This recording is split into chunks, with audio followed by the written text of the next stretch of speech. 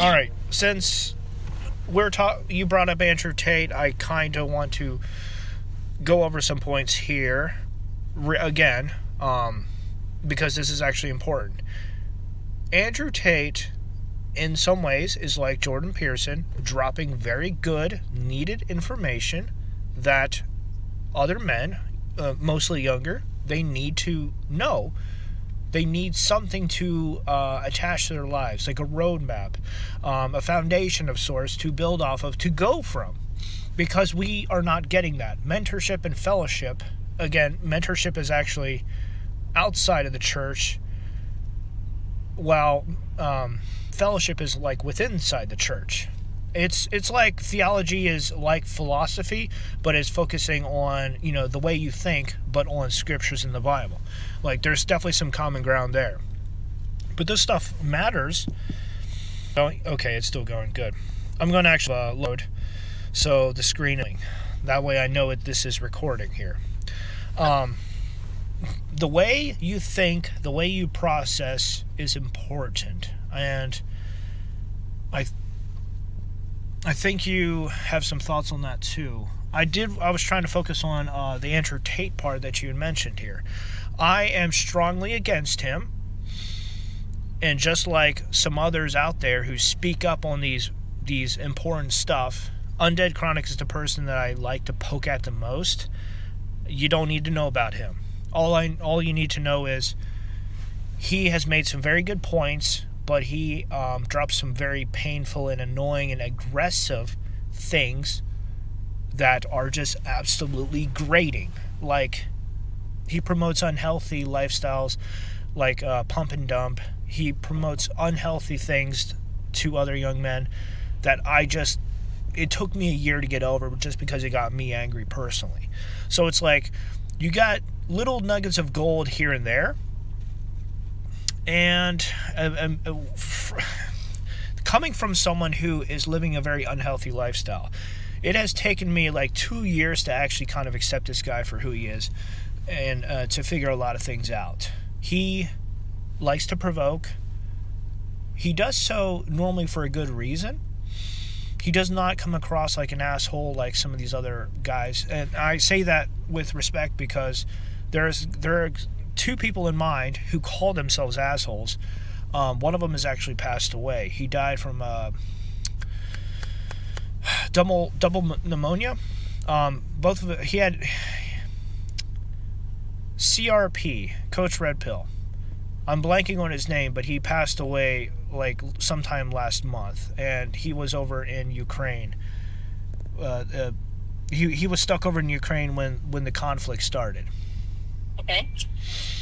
So here's the thing.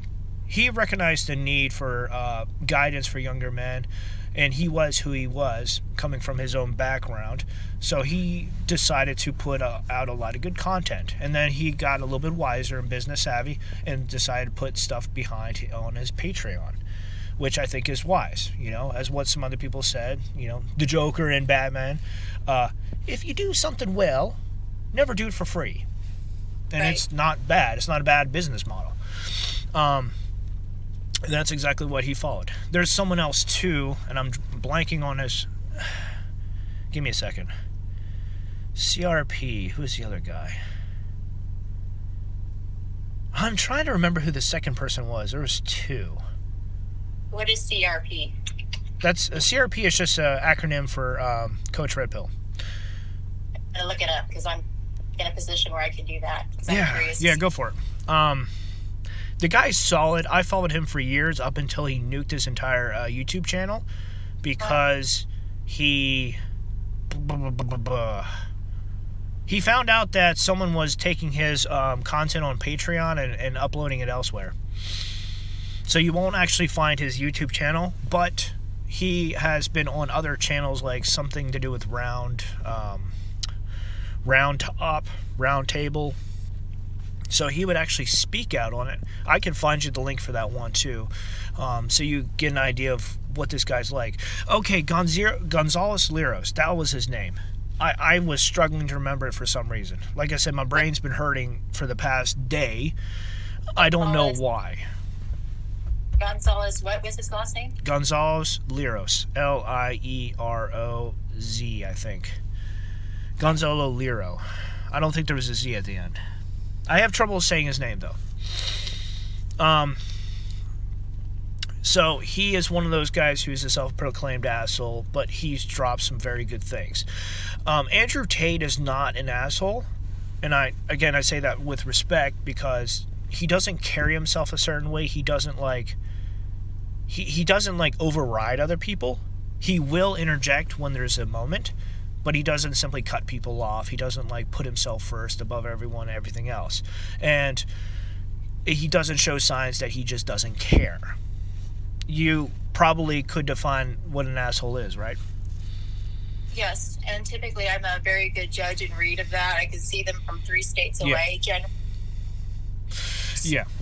You and I may define it differently, but we probably could recognize one when we saw one. It's important to note, though, that there needs to be a certain amount of bluntness when talking about certain things. Now, for me, with my YouTube channel, I do try to be professional, have that etiquette there, to be respectful. I don't have enough people following me. I'm not 1,000. I don't have 1,000 people following me as far as so monetization is not something that is there, even if I want it to be. However, I am thinking long term. And when that comes, there's a chance to redo certain things that I could do better or that I just didn't have enough information there the first time around. I don't think I need to go off on that, but there's definitely some good points as far as that goes. From my seat, when I look at these folks, because I don't know them, for example, I don't know Andrew Tate. You know why that is? See how he would serve a need in the realm, in this community, in this society, the way it is right now. He's providing an example, but he's also a charismatic businessman that knows what the persona will be to support himself to run this business, that in some ways is probably helping, the people that work for him. It's feeding their need. So with the good comes the bad, right? So unfortunately, with the best of intentions, he's providing folks that need understanding of why they're not making social connections.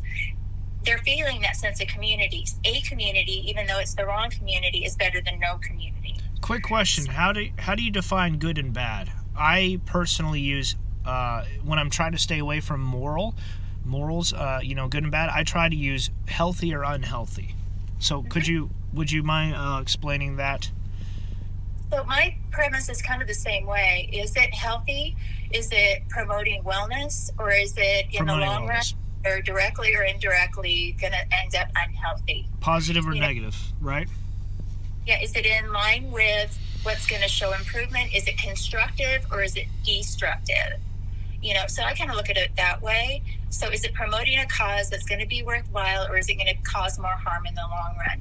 And so people have their own agendas.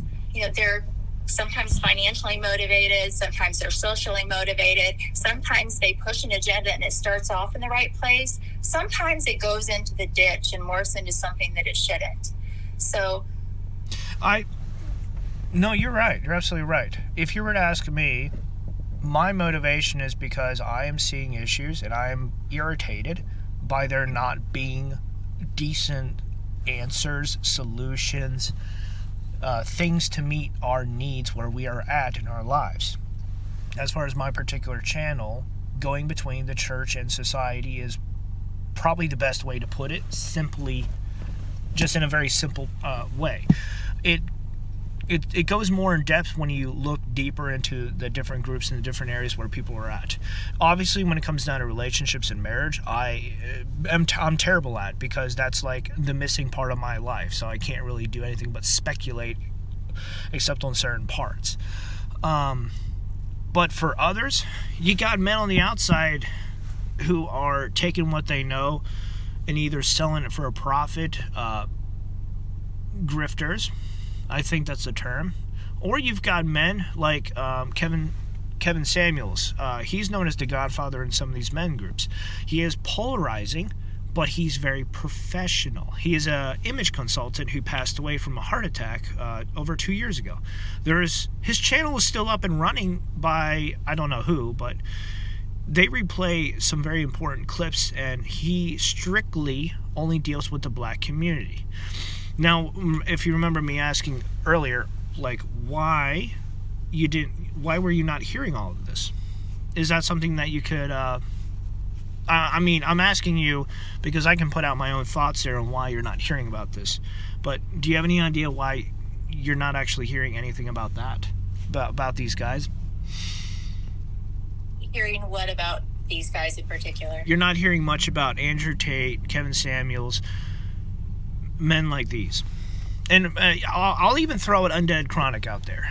I do not diss the guy, but I will say it took me over 2 years to actually like accept him and get over my anger with him. It's because... Sorry, go ahead. I would like to hear your perspective, if that's okay. That's fine. I personally, and I've talked about this a couple of times, I do not support what is silenced, what is criticized, what is basically censored, which is MGTOW, men going their own way. The whole thing is basically goes against the algorithm. Facebook doesn't YouTube and other content platforms, they're not a big fan of that. And it's like kind of like I was going off topic earlier, like this is important stuff, but it's very much like a loaded pistol, so to speak, a loaded weapon. It's very dangerous because those who are depressed, when they see reality, they sometimes step out and they just self-delete and check out and all that. But on the other side, there are many who strongly believe that it goes against women in some way, shape, or form. I think they use the word misogynistic. It is not, but when you have men in anger speaking out, it does kind of come across like it is against women. So many who have issues and problems, who are not getting help that they need, who are staying, what's that word you said? It's not staying stuck, but they're not open-minded, right? Right. They're not willing to go out and look and see if there's another perspective. So they shut down and they just either make assumptions or they just stand on what they believe, where they may be angry. I have been through every shade of anger, rage, all of that, even jealousy, and 25 years of experience with anger in all shades of forms. It's not something that I like to say, but it is something that I've been able to work through in almost every way, to the point where anger itself can be a tool. And I did a video on that not too long ago where someone did actually say thank you, and that they requested that they see more about that. I have to actually break that down from what I know, because anger is a tool, but it's something that people do not look into and they do not take into account. They just simply use it and react accordingly to how they feel, and it's dangerous when it's done like that. I'm getting off topic. I know. I'm sorry. Anger is one of those things where it's the result of something else. So what I like to go with, even just telling my own story, is that this is where I'm at, but it didn't start off here. It was guided by something else. So anger is the result of being afraid, being sad. What is it? And it might change based on the circumstance. So angry at the world because you don't fit in. Angry is, being frustrated with life, not having a healthy outlet. Kids that don't grow up knowing how to express their emotions and their feelings, they act out. Getting some attention is better than no attention, or just not being able to regulate their own emotions. It comes across as being angry. Yes. What I'm angry about watching YouTube. So the men and the Whatever podcast, they're framing and showing young men, they're giving them this message that it's just the women are bad. That's, this is from a female standpoint. Women are bad. We're gold diggers. There is no hope for them. It's all our faults, and not giving them any example how to improve it. It's very global. everybody's categorizing each other, labeling, and that's not fair because we're all different, we're all unique, and we're not all bad, or we wouldn't be here, right? Categories are important, though, because people trust categories more than they trust people. Like, hey, we can lump you into the Christian category, so therefore we know you're going to. They're going to assume that we know. I know scripture and biblical. I can be lumped in the veteran, the military category, so they know that I have some experience there that can talk about. Categories can be trusted, whereas people are harder to trust. However, categorizing people in that way, we're also becoming judgmental, we're exclusionary, and we're being unfair. So I'm going to use my example. True. So I'm very hard on myself, and so because of my struggles in my own life, I consider myself to be body positive. I am not supposedly I'm not supposed to use that phrase because it really doesn't pertain to me as society knows it now. Well, it applies to me because I'm a human being and it applies to me. Should I be selective of where I say it? Yes. The people in my circle don't expect me to be filtered. So, even on my video where people were judging me based on my tattoos. So if people are going to judge me because of that, they're not seeing anything but the superficial version of me. And so, yes, we can fit into some categories, but really we're all marginalized in our own way because of our environment, because of our culture, because of our upbringing, because of our age, because of what we've seen in life. So there's really no one size fits all. So like a diagnosis and a category and a label gives you some point of reference, that it would be unfair to solely judge somebody based on the cover of the book instead of reading on the inside, if that makes sense. It does. Now, since I don't remember if I mentioned any of this to you, but I used to climb towers back in 2017. The one-size-fits-all could actually be applied to safety standards, but even then, they're probably going to be doing like a large, medium, small type of size. The safety first is like not a bad mindset to have in certain areas. You could probably agree with that. You probably have some of the same thoughts as far as that goes. I'm agreeing with you for the most part. I'm not trying to do the exception as the rule here. I'm really not. It's just kind of a different thought there that is interesting. And it's important because, many people stop caring about their own safety, or it's the complete exact opposite. It's all about them. By the way, before I forget, when you were talking about anger, did you happen to see the picture of that one video that I used? It's from Berserk, about the comment about hatred. I have not seen that one, no. Okay, I'm on both of my phones here. Let me pull up my iPad here, since I have 3 devices. In my computer now, just tell me what to look up and I'll look it up. Oh, it's like my 4th video from, that's the 4th video down? I'm not on YouTube. Let me put my glasses on. Let me put my... I look for glasses on me. Berserk, B-E-R... No. I'm on my channel right now. Okay. Manage videos here. I can tell word for word what it says. 5th, 6th, 7th, 8th, 10th. 10th video? Oof. How far down? Oh boy. Oh boy. This was... Where are these at? Okay, there it is. I see it. I gotta zoom in real quick. Hatred is where you turn when you can't face your grief. What do you think about that? Stages of grief, as a matter of fact. And there's no way. People get angry when, there's different levels of grief. That's where I come into play. And that's absolutely an acceptable emotion when you feel like you've either lost something, you've lost someone, or you've lost yourself. So what happens when you completely reject, ignore, or go the, do a 180 from grief? You basically kick it to the curb. I'm thinking it's exactly on point there. They go straight for anger. Pointing the finger, blaming, anything in that particular area as far as that goes. If there's anything else, please point it out here, because that's the only thing that I saw. I saved that picture 4 years ago, because I thought it would be relevant. I didn't even know I would be using it for a YouTube video when I took that picture. And that funny how that happens? So you're given a gift that you didn't even know you were going to need, right? You didn't know you'd be having this conversation today. I'm a minor photographer. What can I say? I have an eye for moments. I have an eye for angles. And the whole different point of view does kind of come into play there a bit humorously, because it's the sweet spot of everything. At least I hope so. I don't fall into one particular camp or category. I just happen to be like in the area, the center of quite a few. Obviously, marriage and relationships I'm just bad with in general. It's like the only area I can't fit in.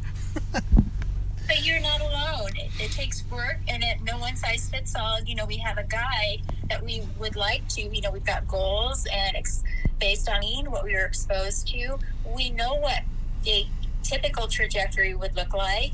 We grow up, and I'll use the princess theory. I grew up watching the Disney princesses. We're going to have a prince on a white horse coming in to save the day. We're going to wear a tiara and a pretty dress, and we're going to be taken care of. Do you think a lot of women grew up with that in mind, as to possibly explain why they are very self-centered, selfish, and the whole entitlement issue? No, not really in that. Well, some could, but I've also used that as the grounding for being more traditional. What is the role? I've always been very independent and self-sufficient in that regard, but I wanted the happily ever after, the traditional relationship, the traditional family. And I grew up with grandparents that were married for 72 years. That's how you did it. You stayed together, you worked through difficult things. It wasn't easy. They did it the right way. And there was life wasn't always easy or even expressed very well, but that's how I wanted it to be, reinforced by that. Now, I didn't really think about it I don't really think about relationships as a financial decision as much. I know that there's a lot of talk about don't get married because women are going to take you for everything if you leave. Well, I was always the more financially sound one, that I was more afraid they were going to do that. But my life has never been guided by finances. It was always guided by a sense of purpose, motivation, I don't even know if I can put it the right way. I'm not thinking about this. You put it in your way. The right way is not always the best. The right way, that's entirely different direction. I'm not going down the road. You'd want to put it in your way, or if you're dealing with a client, in a way that would help them out the most. I will say that there's two things, and I don't want to forget this other one. I'm starting to, unfortunately. I got to go back a little bit here. When we were talking about MGTOW there, it's not something that I endorse or that I believe or that I even want. But unlike others, I'm seeing that as a solution, a temporary band-aid for something that is in our faces that needs to be dealt with. Isolation, loneliness, unhealthy lifestyles where there's a lot of people pushing each other away. So focusing on bettering yourself, improving yourself, that's going to look differently outside of faith and religion than it is when you're inside, where there's a lot of focus on personal relationship with Jesus, quote unquote. I had to go say that because I didn't want to forget that, so apologies. Going back here, I'm actually drawing a blank. Right.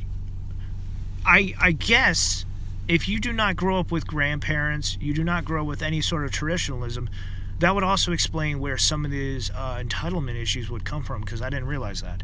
So you don't grow up with traditionalism, something's going to replace that. You don't grow up with parents who are still together, and my parents are still together, thankfully, so I've had great examples to learn from and to argue with, to disagree with. We love each other, and we've worked through a lot. And I'm talking about me and my parents, and I believe you and your grandparents, anyone else you're close with, you could probably agree with that. You're just going to butt heads at some point in time. Oh, you're not going to agree on everything 100% of the time, or what? Why should you? Be, right? It wouldn't get you to think outside the box and be open-minded. Why should you agree with everything that's being said? Yeah. No, I'm asking you. Why should you agree with everything that is being told to you personally? Why should you not ask questions? Why should you not critique it or analyze it. Sorry. Why should you accept what they're saying at face value and not analyze, not critique it, not break it down? Well, because right now society is, to a degree, they're only seeing it from what's being fed to them. I see the error in that because I see a lot of missed opportunities. So yes, they're feeling a sense of community. Yes, you're being given information. However, if you didn't have those good role models, you didn't have the exposure to other ideas, values, ways of thinking, you don't know. So unfortunately, that's what makes people vulnerable. It's better that, like I said before, to have a community than no community. So you go where you find a sense of acceptance. If you don't have strong faith, if you don't have strong families, you seek what you can find, and sometimes that's unhealthy, unfortunately. Putting your parents against society with trusting what society says over your parents is very dangerous, but it also highlights some very important things that are missing or that are off. Now, in some cases, if your parents should not be parents because these are two people who basically they're together for the wrong reasons, then that is entirely like, who's worse, your parents or society? Right. So, man, that's bad. Agree on that. Every situation, you could either get stuck in it and feel hopeless, helpless, and like this learned helplessness where you're going to follow in those footsteps because you don't have any other choice. But you also can use that as a motivation, learn what was... there we go. To get out of that situation. So if you grow up in abject poverty, you can get stuck in it and use that as the reason why you don't excel. There's no hope. You can't get out of that. Or you can use it as the motivation to look at how hard you can work, look at the avenues, ask for help to get yourself out of that situation so you can get stuck or you can be motivated. It's all about how you tend to frame it. And so those of us that get stuck in life and we don't see the forest through the trees, and that's what, a lot of guys in the relationship world, that's how I'm kind of paraphrasing and I'm kind of summarizing because this could go on forever in my brain. But if Too easy, yeah. If you don't feel like you have a way out, if you don't know how to reframe it, if you don't see anything except the things that reinforce your negative thoughts, then you're never going to think of anything that'll get you out of that situation. So how can we overcome struggles with communication? How can we get off of the internet, get out of the house? I'm using my own example. How can we start to have those social connections that we all strive toward? Because we're not geared to go through this life alone. I've heard that 1,001 times, and I've said it 1,001 times too. But it's easier said than done if we don't feel like we fit anywhere. There are a lot of people that most people don't feel like they fit anywhere. We just don't talk about it. And that's where I think reframing this conversation, reframing and giving people to think about it in just a little bit different way, maybe will be helpful in some way. Do you not think that somehow God puts this together so that we have this challenge, as I call it, this opposition to get us out of our comfort zones? Like, is God anywhere a part of this one? I'm not trying to dig too privately here, but is God anywhere in the picture as far as that goes? From what you know, what you understand. This may be a little different than, like, I'm asking more on the personal side, not a little less on the therapist side. Yes, I believe that. I believe that I have had to go through things that I did not understand, that I didn't feel like I would ever overcome in my own life because I needed to learn those things.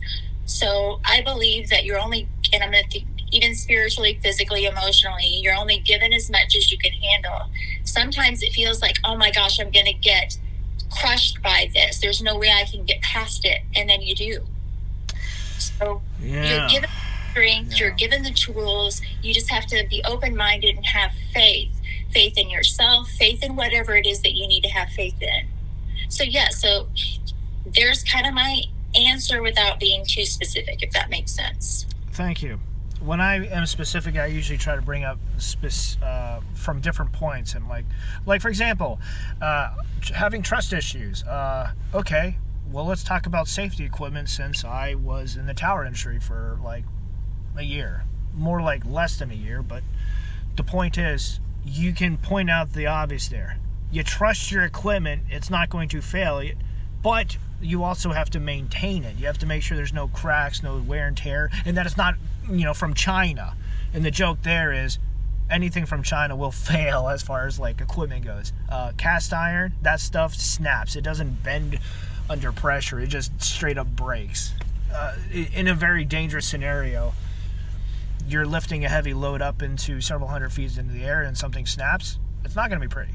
So yeah. If, as far as trust issues go, you could just kind of like jokingly throw that out there and be like, well, is it made from China? Wait, what? Tools made from China.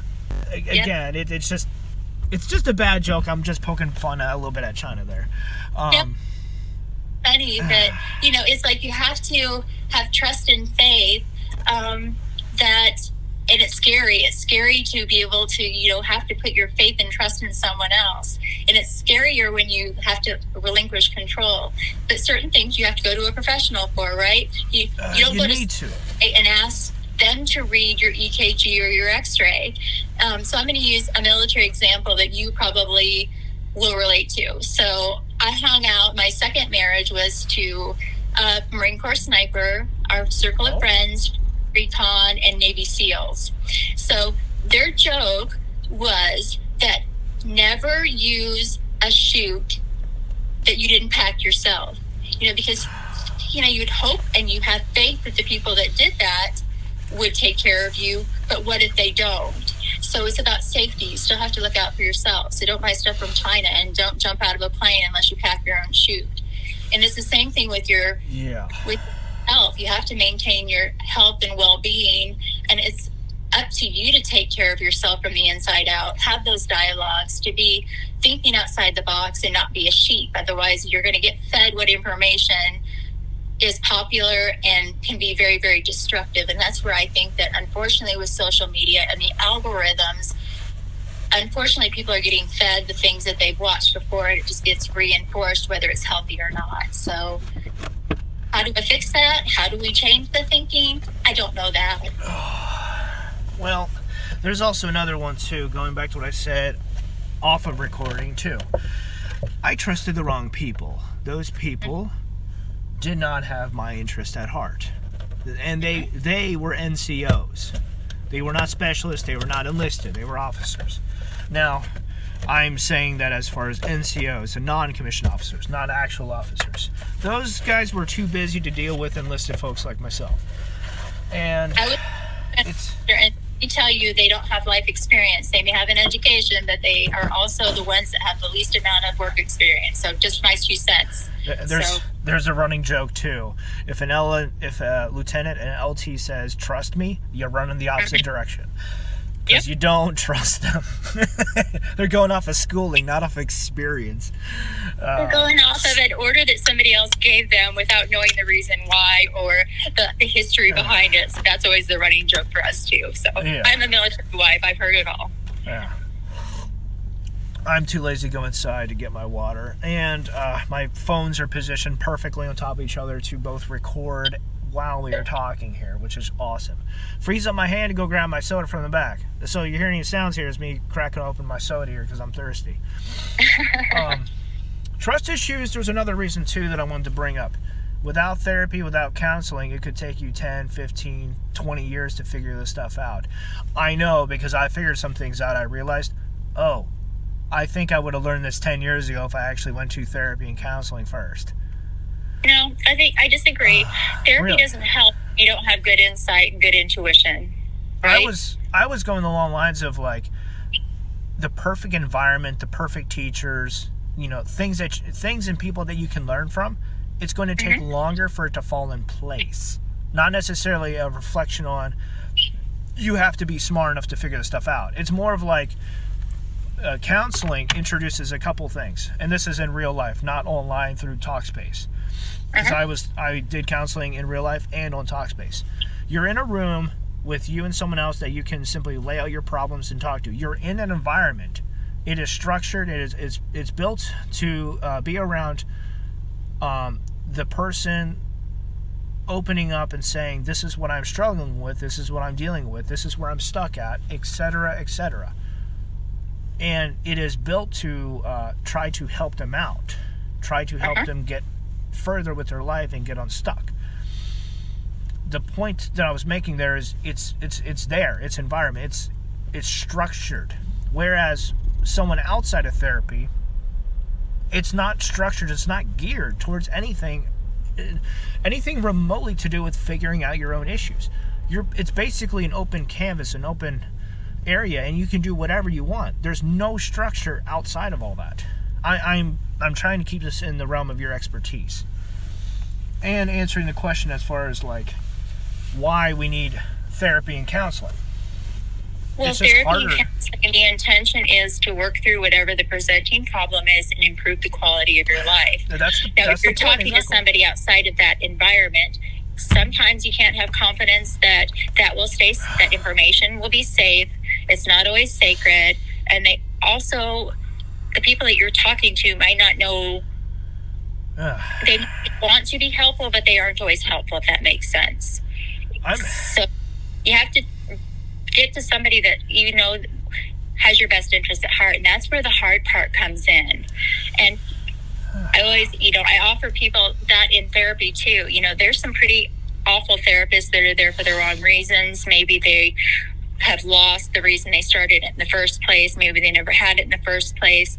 But when you find the right one that will listen to you, they will guide you to the place where they believe that you're going to be able to improve the quality of your life, to overcome your obstacles, then you've got a good therapist.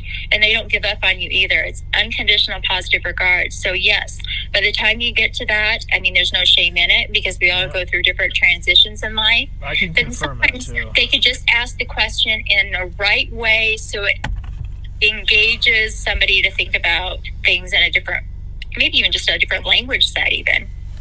You said something earlier that I have to say something about, or else it's going to forget. I'm going to forget. It's just going to move on. The moment's going to pass.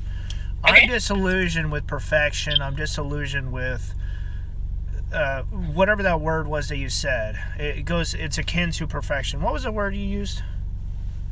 Beauty, perfection, something. You used something along that.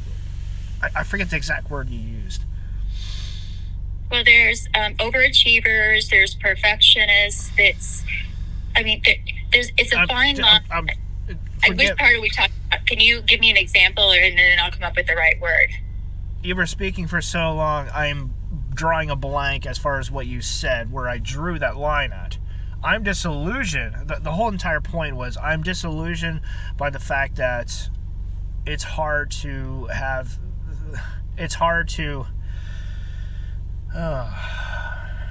perfection is unattainable. It's a cruel reality, and therefore people are just going to get stuck in fantasy because it is better than reality. It's better than what they're going through, and it's very sad, but it's true.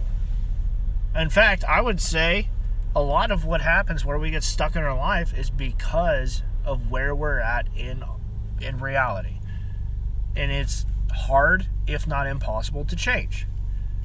Well, it's also a defense mechanism. If we're unhappy where we're at, our brain either unconsciously or consciously kind of goes to a safer, happier place.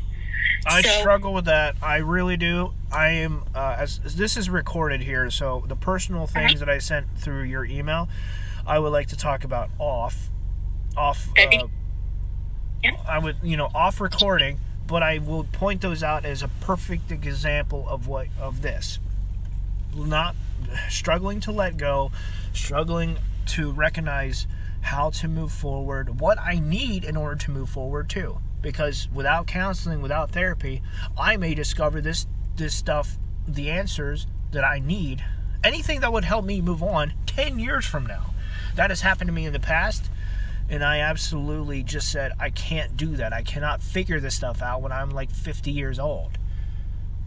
Oh, this is just... Well, it's better to find it out at 50 than 51 or 55.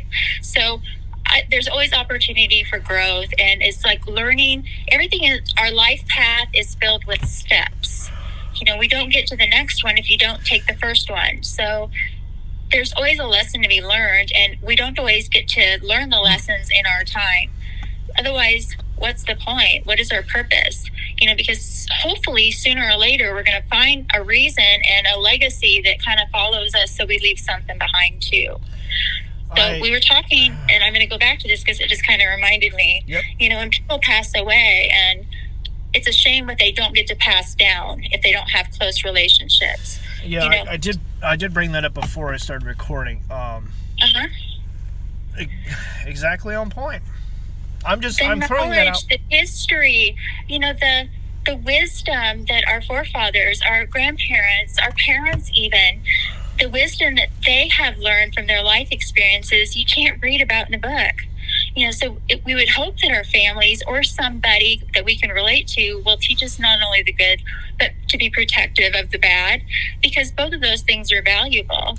But if you don't have that foundation, and what you're being fed is all this negativity in the world, and you don't have, I'm going to say blind faith, but I'm thinking of it more, just have faith, whether it's in yourself or the people that you let into your circle. It's very hopeless, and it's very sad, and it's easy to get stuck in a rut. Please, how do you get out? May I interrupt here, please? Yes. Bad examples are needed too. You have Joel Osteen and all the accusations around him as far as the prosperity gospel. And you mentioned as far as therapists and counselors who are not helping their client. They're there for other reasons. They are important because they are an obstacle in our lives. They're not completely worthless and wasting time, but they are a bad example. I needed to interject to say that because you're in a perfect place. Apologies, but please continue. I just had to add that. No, I appreciate that, because that leads me down another rabbit hole where I try to reframe things in a positive way, because otherwise I just get stuck, and I don't like the way that makes me feel. So, I've talked about it a little bit, maybe even in email. What is the one good thing that came of this? But you don't see the good in things if you don't see the negative in things either, right? We don't appreciate the beauty if you don't see the ugly. I'm actually the exact opposite. Do you think people get... And this is a genuine question I just hit. I have to ask you. Do you think people get more stuck when they are facing nothing but the positive stuff, the positive side, rather than being somewhat exposed to the negative side? Because I am completely negative. I'm a negative person. In fact, I would say my whole entire baseline, including depression, I start in the negatives. I have to work towards the positives in every way, shape, and form. There are some people that live in a world of denial, where they live in a bubble and thinks it's all sunshine and roses, and they don't know how to deal with the negative. I would say other Christians. The truth, they go through life like they're galloping through a field of wildflowers, and that's not healthy. That's not real. If these people can back up and say that they're successful, don't they have a claim to?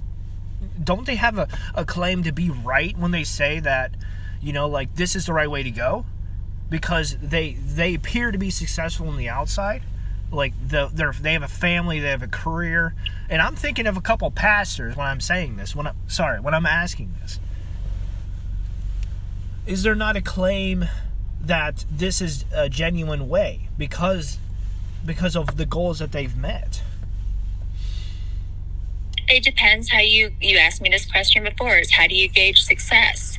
Well, if your outward picture is that you're filling this outline and you're checking off those boxes, and that's how you define success, they might define that as success. However, if you're also driven by relationships, if you're also driven by the legacy that you leave, maybe making a difference, making an imprint instead of a dent, so it just depends how you define it. But we're going to go back to this. Nobody's perfect. Even though they may pretend to be perfect, they may put up those walls and give the illusion that they are, but underneath they know they're not. I get irritated. This is against other Christians, unfortunately, those who are in a position to teach and pastor and to help guide others along. I'm a little bit irritated when they say you're not a Christian because of X, Y, and Z. You show off symptoms of depression, which, again, I work night shift, so vitamin D, I think, actually helps. I don't get enough sunshine in my life, so vitamin D can help supplement that. No one ever told me that actually helps with depression. I found that out like within 2 weeks. My depression has lessened significantly because of that. B, I struggle with what's the word? I struggle with devotions. I struggle with certain things that I believe there's a roadblock between me and that. So I cannot be like other Christians and show that everything is fine. Everything is fine and dandy in that particular area. Just the other day, I was sat down and asked what does your personal devotions look like? And I basically had to told him, like, I do it. I just don't have a set time where I do it. And he took that as if I don't do it at all. And I just looked at him incredibly, and I'm just like, are you kidding me? Did you have to defend yourself? Did you feel compelled to defend yourself? No, just point out where he was wrong. Because the thing is, I care very much about this. I do a lot of things on a daily basis. I just don't have a set time or pattern when I do so. So I'm going to ask you this. Is our higher power going to judge you because you didn't do it at a certain time every day? Let me rephrase that. Am I going to be judged by their standards, or am I going to be judged by my own standards? And if I am inconsistent in my own standards, that's pretty bad. But you being judged by someone else's standards, there's definitely room to criticize and critique that. What are their standards based on anyway? Now, for Christians, they're going to say their standards are based on the Bible. Their understanding and perception of the Bible. I have to throw that out there because you've got Presbyterians, Baptists, you've got a whole array of denominations that people can fall under. That's as far as scripture and all that goes. Now, as far as you counseling and therapists, I think that would look like point of view. I don't know. I'm not as knowledgeable in the field of therapy as you, so I would have to ask you about that. That's a very bad way to translate this. To say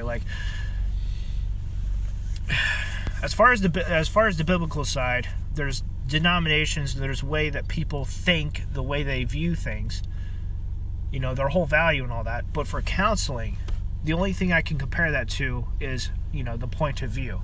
I don't know if there's a better word, a better terminology for that. So as a therapist, I don't define what people should think. I guide them to what is important to them and gives them value. So everybody has their own interpretation. And if you're only following someone else's, that's going to be something that isn't going to make sense to you. So even within faith, just because a Catholic might think this way, and I, as a Missouri Synod Luther, might think this way, or the Presbyterian next to me may think of it in a different way, the ultimate thing is that they still have faith.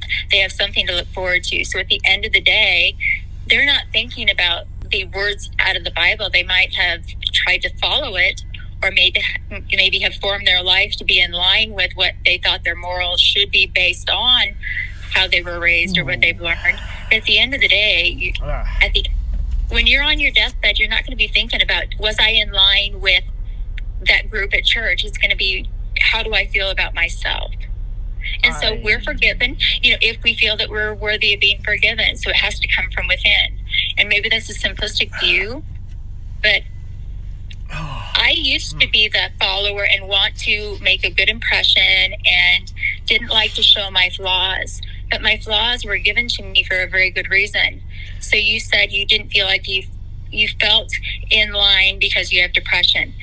You have depression for a reason, because you needed to be the example of how to overcome it or learn skills based on having that to better your life in some way. So that's my, you go down this road because it's going to teach you something later on. You're moving. You're moving a little too fast. I have to. You're moving out of this area. I have to interject again. Apologies. Okay. You have to rein me back in because I can talk. People. This is also recorded too. I'm not just pulling this out of nowhere. People have been recorded on their deathbeds, regretting not living up to other people's standards. This is important because of their value system is completely different. This is not a bad thing. This is something that I've seen, that I understand, and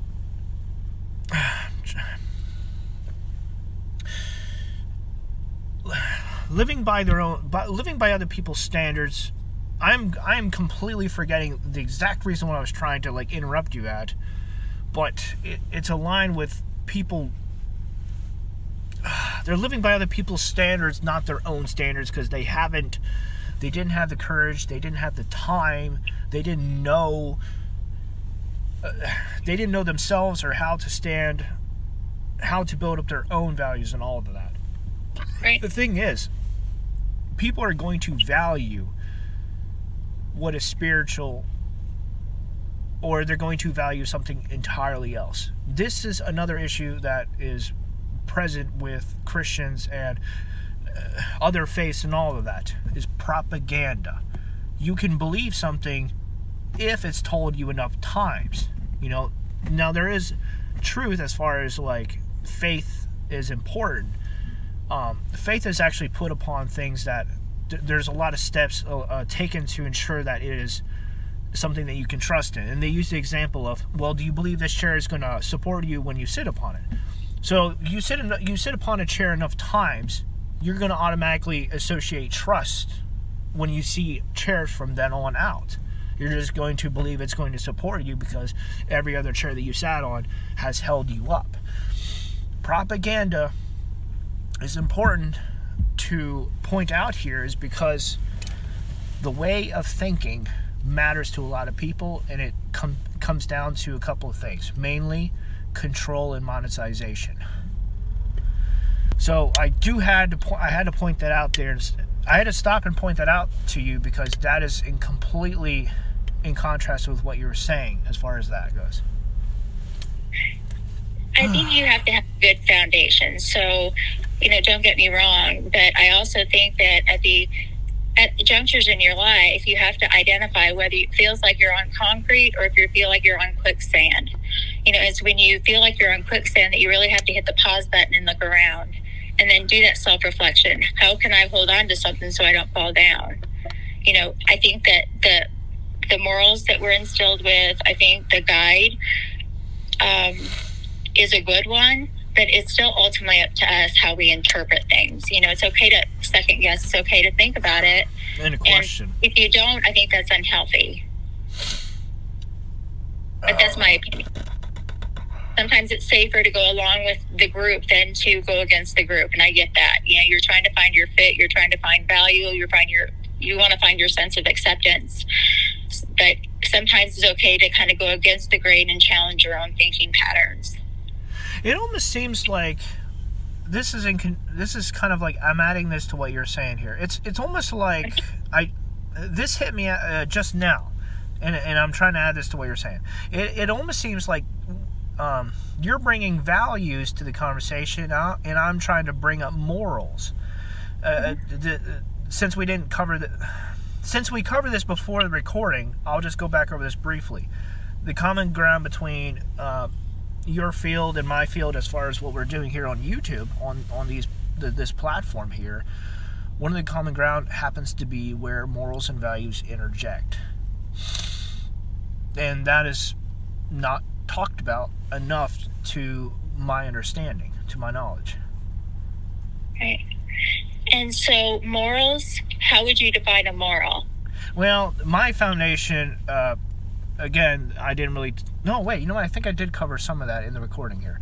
My foundation as a Christian got cut in half and partially rebuilt by those in the LGBTQ community because, they actually cared when other people in the church did not.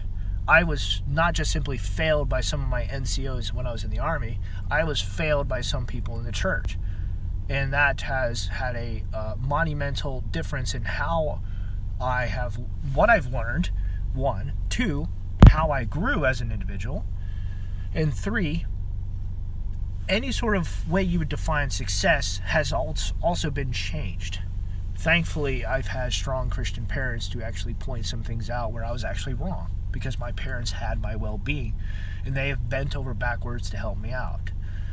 This is important, but I know I have taken some turns that other people have never done. Excuse me. This is not a good or a bad thing. This is more of like a different turn with different ramifications that I never would have chosen if I would have known what the consequences of this would have been. God has a sense of humor, because this is like, I see some of this stuff and I'm like, yeah, okay, I get it. But it doesn't mean I like it. I just understand the value of it. Value is something that kind of crosses over into both spiritual and counseling and therapy. Ooh, excuse me. That soda's coming back up here. Value crosses over into boundaries, which is also an area of common ground. But the value there, the problem that I'm seeing is when other people are saying, my faith, my religion, my God is best. This is number one. That's fine if it's number one in your life, because that's like the center of your view, the point of view for you. That's what you're seeing. That's what you're going off of, your God, your scriptures, all of that. But for counseling, that it's more about the impact. It's less about what is right or wrong, and more about help me out here, please.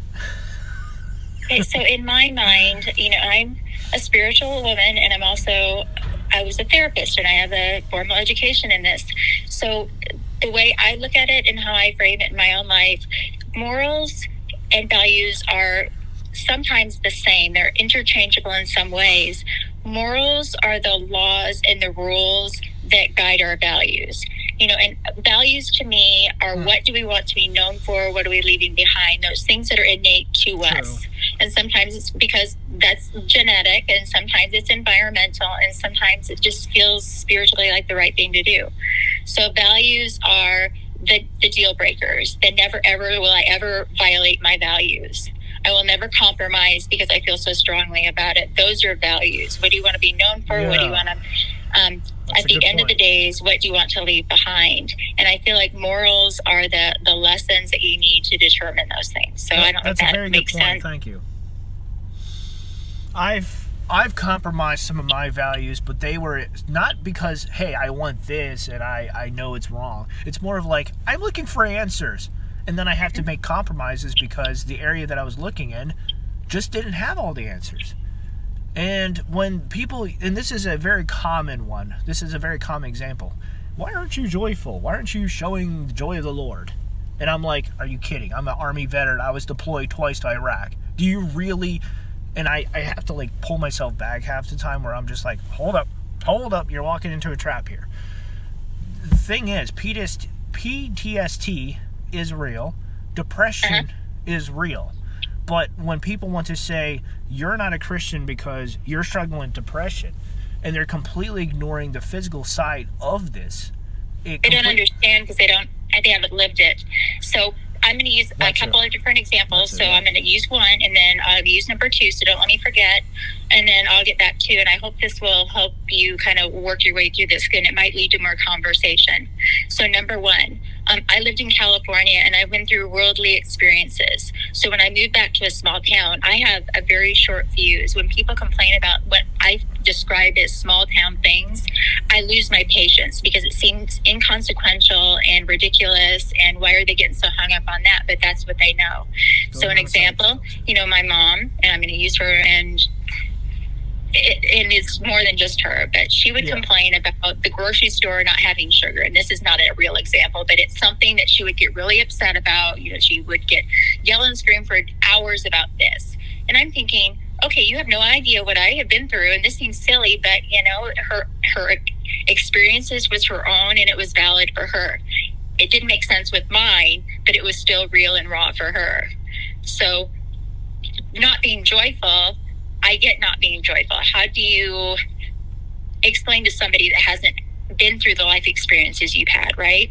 People that have never been in the military would ever understand that. I would use trauma. I would bring up trauma and tragedy and point out you've lost someone or something in your life that you cared about, and it has profoundly impacted you. I would probably start there. A death in the family, death with relatives. Keep it very simple, so it's the margin for error and misunderstanding would be lower. Hopefully, that's where I personally would start out. Sometimes you just need to let them go through what they're going through, and you don't even really need to say anything. You just have to kind of listen to it or pretend you're listening.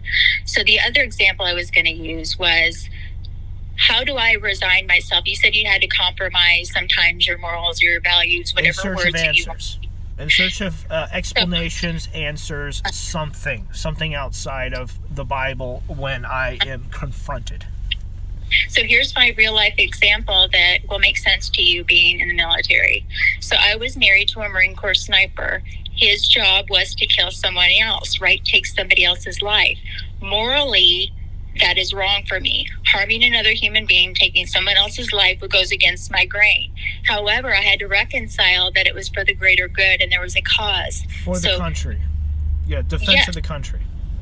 So at the end of the day, when I did allow myself to go there, okay, when I die, I have faith that I'm going to go be with my family. I'm going to go to the, I'm used the word heaven. I don't necessarily know that that's the right word, but I'm going to go because I've lived a right life. I feel like I've got good values. I've lived a right life. I question whether he would go there too, so it was just those things that I had to reconcile and think about.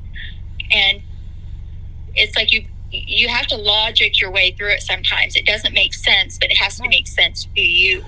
Well, that's another cool aspect since you mentioned this. With therapy and counseling, there's a lot of logic there. But when it comes down to faith and beliefs, when it comes down to religions and beliefs, there's something called faith. There's trust that's built upon history, scriptures, and anything else that would be coming alongside of what other people in the Bible, the apostles, the 12 apostles. And that's just purely to throw out something that's concrete. There's also prophecy tying in all of this, as far as this is authentic, this is accurate, and there's eyewitness account tying all of this together, making it be something solid.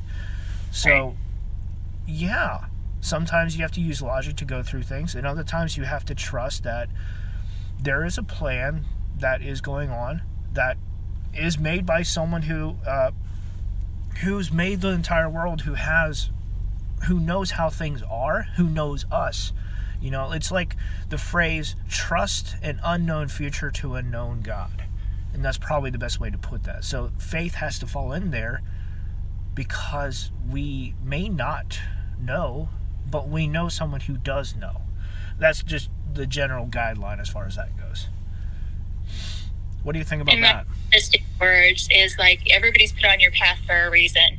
Every experience it's given to you because you needed to have it for whatever reason that is. So I think we're saying the same thing kind of in different words, but that's how I break it down in my brain. I question half the people that I've run into. It's like, are you kidding me? The people that I've run into, it just made me like scratch my head. I'm like, God, why? So let me tell you, and this is a bit funny.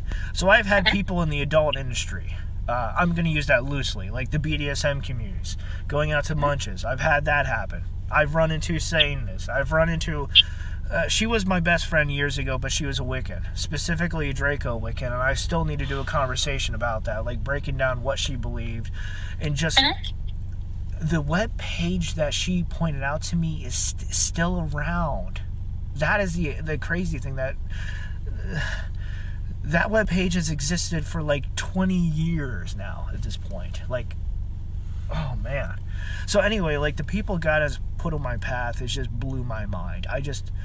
And some of the things that I went through, I found out they are not necessarily for me. And they may be consequences of me going down a certain route, sure. But they're for these struggling younger guys that I've run into. It's, I I think I mentioned it before. The other guys in the furry community. Yeah, I ran into them, so it's obviously awkward, and I don't want to be there. But I see the value in what I do, and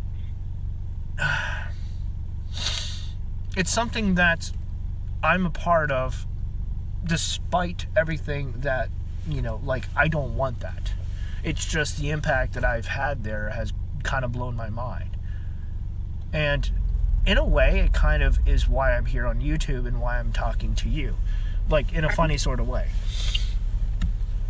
And by the way, I do want to thank you. I want to just, I really am glad I was able to sit down and talk with you.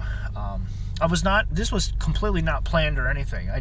We were getting some good stuff, and I was like, maybe let's try to ask about recording this, because we are actually hitting some good topics. Conversations are. They lead to one topic, leads to another topic, leads for good conversation. And if you're doing it the right way, it's safe and there's no judgment, and you kind of get you to scratch your head and look at things in a different perspective. So I feel like that's kind of where we've kind of gone in this conversation. So, well, if there's any judgment, I would probably have to ask. No, that's putting it wrongly. If there's any sort of judgment, it would be like you're holding on to something wrong that is actually hurting you, and let me point out where. Okay. I'm not exactly coming to you for help. This was more of like let's come together and see what we can come up with when we put our heads together, that sort of thing. And I'm not giving you help. I'm just having a conversation. So I don't want you to feel like that's what I'm trying to do. You have to come to your own conclusions and gauge your own life. I'm just having a conversation to get it out in the universe, because I don't get a lot of that either. So you're reminding me of my old friend Gringo Benz GB on Xbox, where he would be like, so say the magic words when you need help, and he'd be like, help me Gringo. So the funny thing is, I met him playing Dark Souls 3 on Xbox back like 5-6 years ago, and it's just funny because the guy was a bit of a hard ass, but he's a quadriplegic too. But he's one of those guys that, like, he won't ever steer you wrong, he won't backstab you, and he challenged me to be better by never cheating at a game. He's like, well, if you're good as you say you are, don't cheat, don't do this. He basically laid down the line like, I will never talk to you ever again if I found out that you cheated. And it basically game save glitching for Dark Souls 3, because that's what I learned, and I kind of was convicted, and I was like, yeah, okay, cool. You know what? I won't do that. I'll just earn things legitly from now on. So it feels better when you earn it, let me tell you, I think. In my opinion. I missed a guy. I missed a crusty bastard. His words. I missed him because of him being straightforward and who he was. Basically, we lost contact because the migrant situation over in UK, because that's where he was at, gotten worse. The expenses as far as the rent were starting to go through the roof at that point. And this guy, he works on engines. He worked on engines for a living, and he got to the point where he could pick and choose which ones that he wanted to work and to do. So the guy was very brilliant. Like, you could almost joke that he was a rocket scientist, but I think he worked for automobiles, engines on automobiles. This guy was incredibly smart, but he had such a charisma that I learned a lot from being around this guy. He was awesome. He was fun to be around. He was just like the kind of guy you wish you just like hang out with and drink beer with. He pointed out a lot of things to me too, like the difference between the man. This is going off on a very specific tangent, and I don't want to go too far down this, but he pointed out like the differences in some of the problems in my life and other young men's lives. Those who hate men are different from those who are feminists, and he actually broke down with some personal stories, as well as what he saw, what he saw, and what he knew, and throughout that with personal stories. And it just kind of blew my mind because I just didn't realize it. And yes, there are people out there who will hate you based upon the category that you fall in. Right. It just blows your mind when you learn some of this stuff.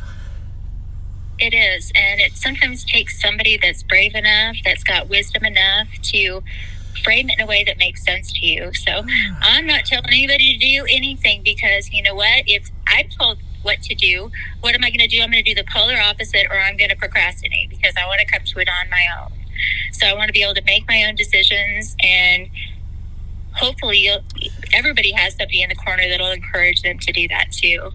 Otherwise, like I said, we're just sheeps being told what to do, and where's the growth in that? So I don't know. If everyone learns at a different pace, and some just happen to be miles, or rather years, slower than others. I know, for example, I am a slow person. It has taken me years to work through this stuff, but I am not lazy. I may procrastinate from time to time, but the thing is, I always work to improve what I can. Partly because I'm bored, partly because there's a lot of stuff that I've learned, that I've seen, and I realized, this is actually kind of important because of the young guys who I'm talking to. And the last thing is, I have issues with the church, and I need answers, and they're not helping me. And it kind of goes back to what I was saying, like, I've been failed by a lot of people, and my eyes are just recently, in the past 5 years, opening to this realization. And this is not at fault with individuals. This is at fault collectively. And I speak out of concern and love, because I care, not because I'm angry or I'm upset. At least I hope not. I mean, if there's any anger there, it should all be resolved and understood and notified. And I usually point this out, like when I'm angry at this, it's because of this specific reason. Most people who I've run into are genuine, including Mormons. It kind of blows my mind, including Mormons too. Very genuine, very down to earth. And they point out some things that are I just didn't ever take into consideration before. This is not going into the extracurricular scriptures, as I put it. The Book of Mormon. Anything outside of the Bible generally would be considered extracurricular scripture. That would include the books that are left out of the Bible. The Book of Enoch, for example. That's not a part of the Bible, and people believe... that's going down a bunny trail I don't want to go down to. There's just books not included that I put under that particular label because they're not part of the foundation, so to speak. They're additional thoughts, additional understandings. And of course, Christians and Mormons are going to probably get into a tangent of arguing about, what's right, what's wrong as far as that goes. I just kind of shake my head, I put my hands up and say I'm not interested in what's right or wrong. For you and me, it's about what's personal. And now I think you would attach a lot to your field of expertise. Well, for me, this is right in front of me. I'm dealing with this every day. And these young guys, I have a heart for is because I was there where they were at. I even had a whole bunch of gay guys and those who were bi, even trans, were hitting on me. I needed answers. Why is this happening to me? Why am I not finding decent women? Let me take a step back. When you are encouraged. No, I'm still not saying this the right way. I got more encouragement, I got more help from those who are gay and bi than I ever did from those who are straight.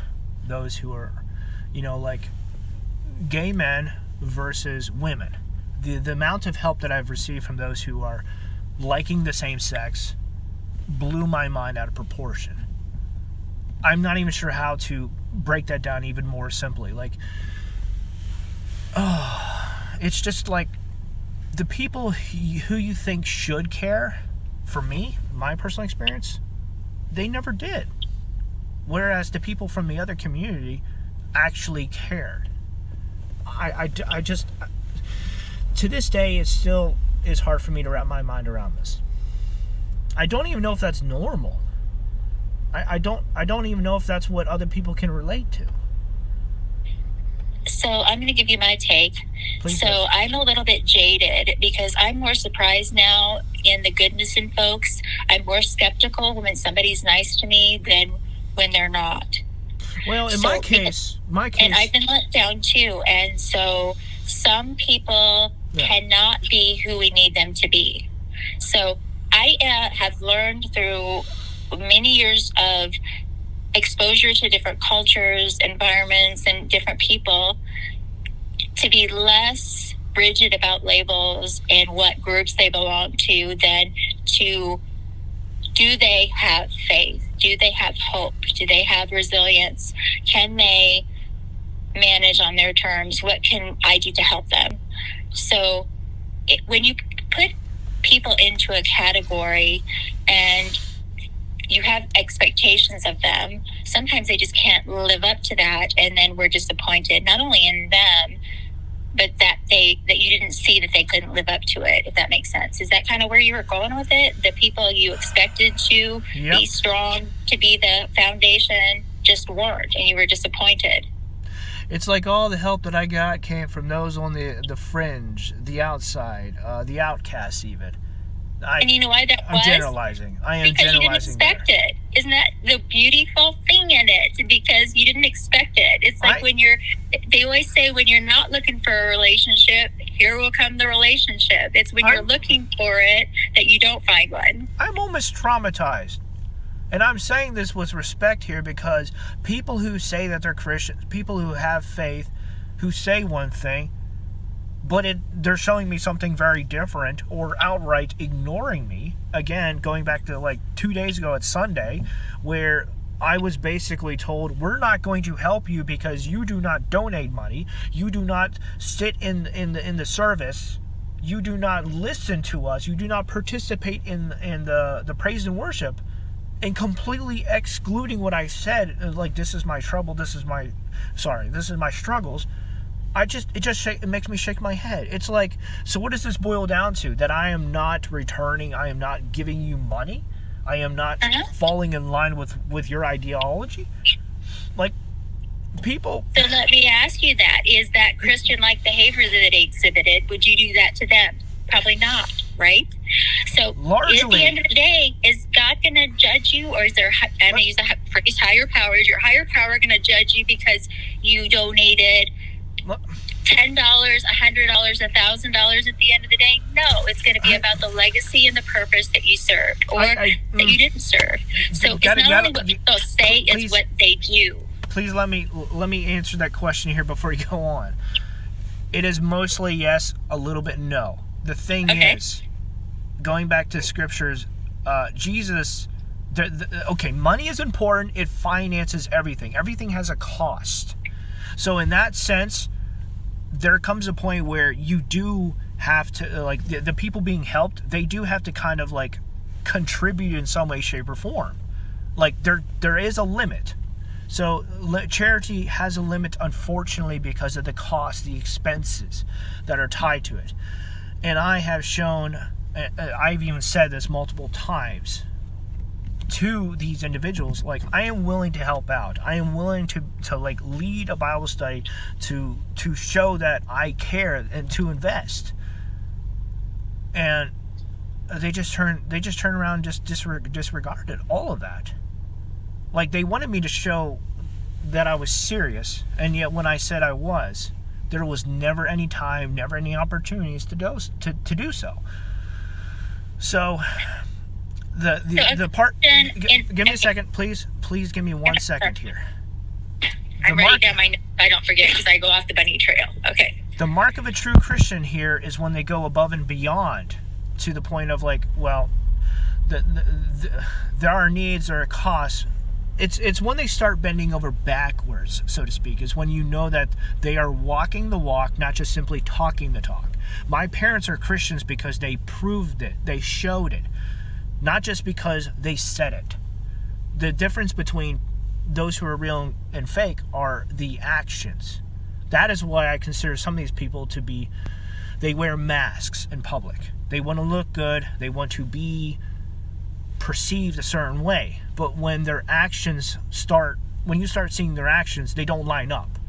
My actions and this is partly why I show my face here, is because I want my actions to line up with my words, not just simply, oh, he's just another guy who's throwing some stuff out there, whatever. It's not founded in scripture, purely on scriptures. You're not throwing out specific Bible verses. And for me, I'm just like, I don't throw Bible verses out there because guess what? This may not actually apply to you. Normally, I take scripture and I apply it to people's lives where I see it fit, because that's what I believe that they need. I don't just simply throw scriptures around hoping something sticks, or because it's the right thing to do, quote unquote. That's not wrong, but it's not one-on-one. It's not personal. Do you get what I'm saying? Uh-huh. Like, I'm sorry I had to interrupt you there, because the mark of a Christian is tied in the actions and in the kind of bending over backwards, so to speak. The sacrificing, as some people would say it. Christians are called to sacrifice because our fight, our struggles, even though they may involve other people, and for counselors and therapists, it's going to be kind of like the mental part. It goes even further, but on a different level, the mental side. Fundamentally, we're still trying to break through barriers to help others by doing some sacrificing on our own. We're just those who are spiritual and those who are focusing on the mental side with therapists and counselors. We're going slightly different directions, but we're focusing on the same end, so to speak. Money is just something that is a cost. You can't keep doing this over and over again without. If this is a living for you, you have to make this work for you financially. So, like, I'm trying to tie all this together. Like, the money matters, finances matter, and this is a business. This is a job. But the mark of a true believer is the actions, the bending over backwards. I'm trying to put all this stuff together. So here's my theory about purpose, because I'm not financially driven. I got paid for my job so I could have a roof over my head and not be homeless. Yeah. But I did my job and worked all the hours because I thought I was making a difference in serving others. So it was not based on dollars. My worth was not tied to the money that I make. And so my theory, and maybe I'm wrong, that if people are gauging you by the money that you give, they're missing the mark, because we contribute in ways that somebody has deemed are important for us to do. So whether that be volunteering to do this or helping out here, it doesn't have to be a dollar figure. And I feel like sometimes, yes, we have to keep the lights in the church on. We have to keep the lights at the where we work, so I understand why we have to charge for our service. It sure does feel better when you have to do it for just because it's the right thing to do. It feels better doing it for a cause than it is for money. That's for sure. Yeah, it becomes impersonal. So, I know money makes the world go round. You have to be able to take care of your basic needs. But above and beyond that, I would rather give my time, because that's more valuable. I would rather sit down and listen to somebody and give them the forum and a safe place to talk about what they've got going on than give them $10 to go, serve their need right now. It's like, what was that saying? And I don't know. There's a funny joke to add, to translate what you're saying. Money and X's make the world go round. It's because of what you owe or what they owe you, and it's a bad joke, but it hit me. I had to say it. And you know about the X's. I know about the X's. Yeah, that's so bad. It's funny, it's like the short-term sacrifice for the long-term reward. So that's how I gauge my life. I guess that's how maybe one of my values is. I will sacrifice now because I know in the long run it's going to be a benefit. So maybe that's why I had to go through what I've gone through, because it's going to be a benefit somewhere. Don't know where it is exactly, but somewhere. You know what I mean? There are two things that I cannot stand. I cannot stand not knowing who I am, good and bad, fully. Unhealthy versus healthy. That's the first thing. The second thing is I cannot stand having lived a life without attempting something, even Okay, this still recording? Okay, good. I bumped my other phone that's recording, it knocked over. I just cannot stand having a life that turns out, it's pointless. I'm going towards a dead end. I can't stand that. Like, it's almost like akin to wasting time, which I can't really stand either. I feel like I'm like my parents in that way. Like, I always have to be productive. I always have to be doing something. Be proactive. Sorry, not productive. I always have to be proactive. I always have to be busy, etc., etc. And then I look around, I'm like, okay, there's pros and cons of that too. You still there? The hardest part is when you feel like you have to be productive all the time to the degree that you don't take enough time to get to know who you really are. Well, and that's the world messes with your identity. They mess with you in that way by saying your identity. They define your identity a certain way. And talking to my personal trainer, he said like the health industry wants to define health a certain way, a healthy image, a body image. You are not healthy if you are not meeting these standards X, Y, and Z. You gotta look a certain way. You gotta have these 6-packs abs, or for women, you have to have curves, or you have to, you gotta have that nice butt or whatever. Now, this is more noticeable when you see people pushing against that by saying they're trying to set new trends with body positivity, so to speak. Yeah. Like, it's easier to see it when they start pushing against it. That kind of translates over. It's interesting how this stuff kind of correlates together, even if it's not directly in the same field. It's ultimately everybody's trying to push their own agenda for whatever they feel like they need to push it for to make sure that they're accepted because they want to be right, whether it's wrong or not. People will find a way to make their opinion make sense. And they don't want to be, misery loves company. They want people that will align with them, and they are very convincing when they believe they have a cause. So that little gift, okay, this is a bit personal here. I don't want to be talking about this full yet, at least not for this recorded session here. That personal stuff that I brought to you, that picture you remember you saw the pictures on the attachment that I sent you, right? Uh-huh.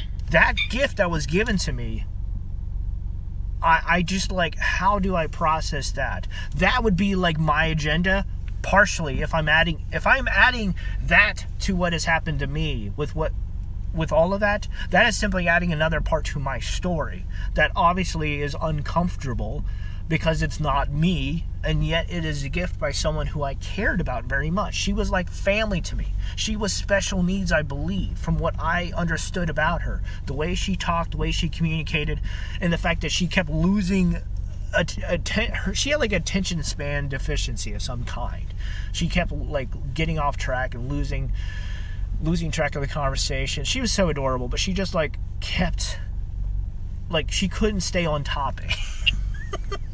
All the years I knew her, she just could not stay on topic for more than like 10 minutes. Don't judge me. I'm just human. She was a sweetheart. I really did love her, but like, she gave me that and I was just like, are you kidding me? Like, I didn't even know how to handle that at first. But because of her importance, I ended up attaching immensely to that. Attachment disorders. If you don't mind me going into this a little bit.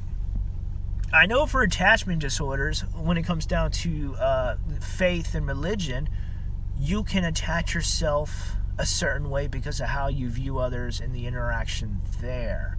Like, you view God as like your abusive parent, for one. Two, you could view, there could be a savior complex. People went out above and beyond and saved you.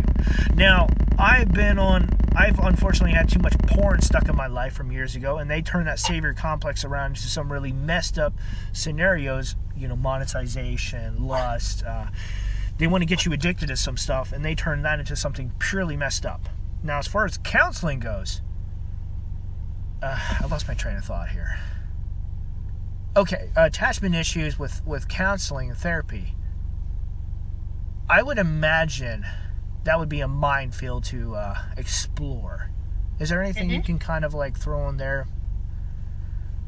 Sorry, I explain. don't like to use the word disorder for a lot of things. So there's Really? different stages of attachment and attachment styles that are the result of things. Oh. So, okay. And that will change over the course of your life, and depending on how much insight and self-reflection that you do. So, for example, we typically respond to stimuli or relationships because of something. So, for example, if you had neglect and you didn't have your basic needs met and you couldn't trust anybody when you were growing up, you typically don't trust as an adult. You don't express your emotions well.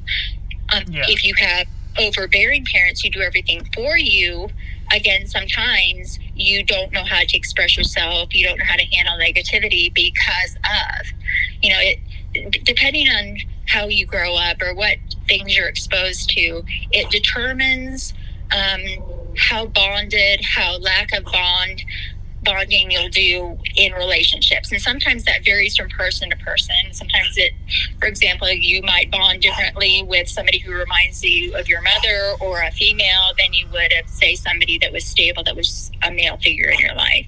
So there's just different traits. So, for example, perfectionists normally are striving to get validation, not necessarily from a lot of people, but usually one person that's valuable in their life. It could be a family unit or within themselves if they have low self-esteem and self-worth.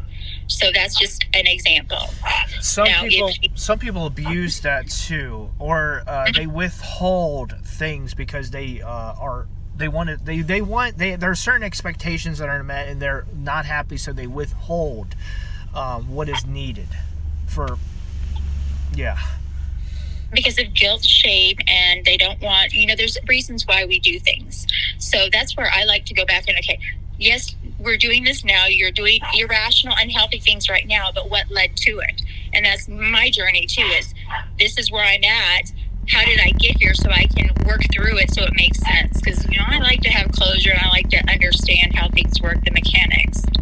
So when you look at attachment styles, and a lot of it is, and I'm going to kind of be global here, even though I said I don't like to be global that way. The generation that has technology handed to them, where they've got exposure to things that their immature brains, developmental pieces of their life didn't get to experience naturally. When people are exposed to a lot of porn, somewhere along the line, if they hear it enough, see it enough, they don't have any other point of reference, they think that's how the world will be. And so, because that's all they've experienced. Exactly. They don't have any way to say there's anything different. And so the algorithm, and I'll keep using that word, the algorithm's going to keep feeding them what they would like to see or what they've looked at before. It doesn't show them the opposite opinion or perspective in general. So propaganda, pushing forward a certain narrative. Exactly right. So, I've been watching a lot of stuff, and I'm not going to push politics one way or the other, but if you start to look at one side of the house, pretty soon that's all you're going to see. The things that are against that or make you think the other way typically aren't fed to you, but the things that reinforce your opinion get continually fed to you. So, quick interruption here. We are hitting an hour and 33 minutes. Oh, gosh. Okay. I do need to unfortunately get going. Okay. And I do apologize. It's awkward for me to bring this up here, but I'm keeping an eye on the clock here. I would like to try to wrap things up in 5 minutes here as far as with this recording. Mm-hmm. I do feel bad. I do need to interrupt there, too. I'm not trying to shut you down. I lose track of time because I don't have a schedule. So do you want to summarize, since this is your recording, what you think we've talked about and where we might be able to go from here? It's actually our recording here because this was meant to be a collaboration. Something fun. I would like to get a couple of pointers. Pointers, that's bad. I would like to write down a couple of points and see what you think about them. Obviously, this is kind of staying with all of this here, that it would be okay to talk about. The only thing I don't want to talk about that's basically off limits for me would be that personal stuff that I sent you in the attachment, just because it's like for lack of better words, it's like a ticking time bomb. No, not ticking time bomb. It's like a time bomb that was dropped on my lap that I'm just like, how do I handle that? That ties in with attachment disorder, and that's all I've been able to recognize so far. So we can talk about it, but you don't have to put it out where it could be hurtful instead of helpful. So that's what I'm going to say that. It doesn't have to be put out there where it could be damaging either now or somewhere else. maybe we could have a undisclosed. Maybe we can have like a topical what's the word? Maybe I could start up a Patreon and put that on there for Patreon supporters, because that particular topic opens up a whole can of worms. No, a whole bucket full of worms, too, where it's just like, holy jeez, we didn't even know you were like this. Oh, my word. It's a can of worms is what it is. Yeah. I mean, and just provide a safe space where people won't be judged, because I hate putting too much personal information out on me. That's just because it's going to be there forever.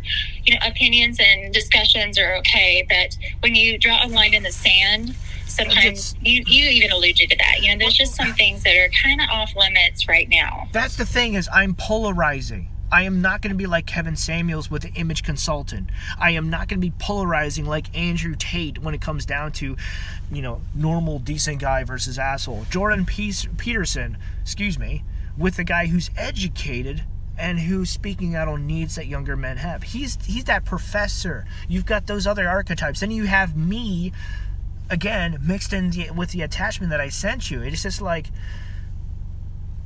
I'm polarizing. And I feel like there's a way to capitalize on that. I just don't know how to bring that out.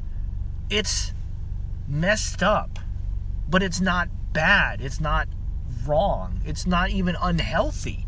This is basically like there's a curse, there's a disorder, there's a blessing, and there's a whole bunch of stuff where I'm smack dab in the middle of it that just blow my mind. Like, approaching you is like, here's a whole platter of stuff. What do you think? A whole platter of topics. And I'm going to say, I don't know. We'll just talk about it, because I'm not going to do that. This is a discussion, and I don't know. You have to come to your own conclusion. You have to make sense of it yourself. And what happens sometimes, we either always or never, and there's a lot of gray in the middle, and that's where this discussion is going to come in. So. No, you're absolutely right. A lot of the work is on my part, yeah. But boy, that can of worms. It's one of those side trails that just never ends. I do want to thank you for everything. I want to thank you for your time. This was awesome. I really appreciate this. I would like to do this again. I really would. Yeah, you just let me know what your schedule is and what you want to talk about it. I thought today was good to just not have a real formal outline, because I wanted you to know who I am and not jump to conclusions. And I wanted to get to know you a little bit about where your mind goes to. So it just takes a minute to build rapport and figure out where we can meet in the middle, maybe. So yeah, definitely.